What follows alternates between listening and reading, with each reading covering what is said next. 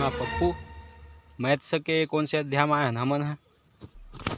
Sir अध्याय 5 में। हाँ तो चलो बुक निकालो, आज अध्याय नंबर 5 पढ़ेंगे। सर मैं तो एक ठो सवाल पूछूं का? हाँ पूछ।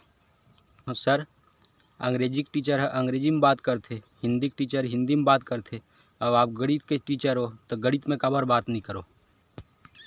ज़्यादा 3-5 ना कर, 9-2-11 हो जा क्लास से, वरना 5-7 खींच के दूंगा, 6 के 36 नज़र आएंगे और 32 के 32 बाहर आ जाएंगे।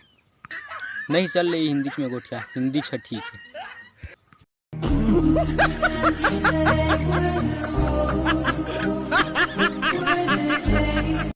छोटे तोला एक ठो बात बताओ। हाँ बताना बड़े।